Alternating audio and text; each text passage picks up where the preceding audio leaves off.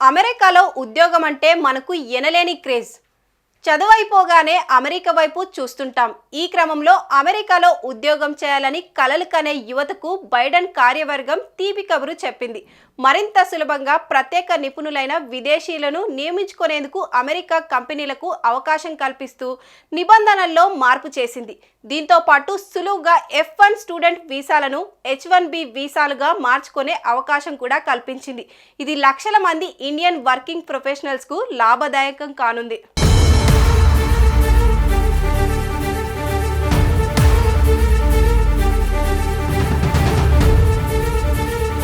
తాజా నిర్ణయంతో అమెరికా కంపెనీలకు విదేశీ నిపుణులు ఉద్యోగులను నియమించుకోవడం మరింత సులభతరం కానుంది.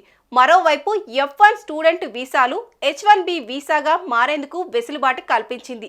దీనివల్ల వేలాది మంది భారతీయ టెక్ ఎక్స్పర్ట్స్ కు ప్రయోజనం చేకూరనుంది. విదేశీ వర్కర్లను అమెరికా కంపెనీలో పనిచేయడానికి H1B వీసా అనుమతిస్తున్న విషయం తెలిసిందే.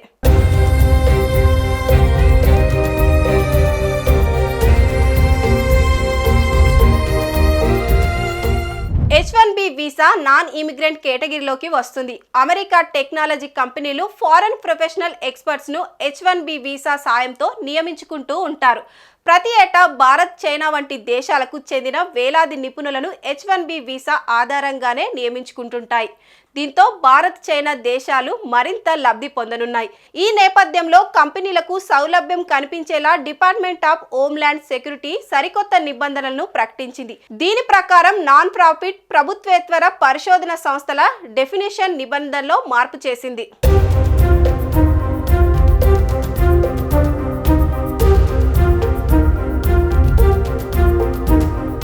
తాజాగా ప్రకటించిన కొత్త నిబంధన ప్రకారం F1 స్టూడెంట్ వీసాలను తేలిగ్గా H1B వీసాలుగా మార్చుకునే అవకాశం కల్పిస్తుంది. ఇప్పటి వరకు F1 వీసాలకు ఉన్న చట్టపరమైన అడ్డంకులు తొలగించినట్లయింది. దీంతో పాటు గతంలోనే H1B వీసా పొందిన వారి సిటిజన్షిప్, ఇమిగ్రేషన్ సేవలకు సంబంధించిన దరఖాస్తులను వేగంగా ప్రాసెస్ చేయనున్నారు.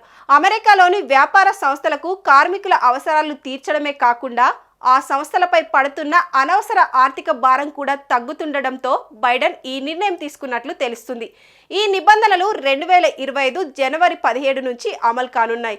1990లో అమెరికా కాంగ్రెస్ H1B వీసాల జారీ కార్యక్రమాన్ని మొదలుపెట్టింది.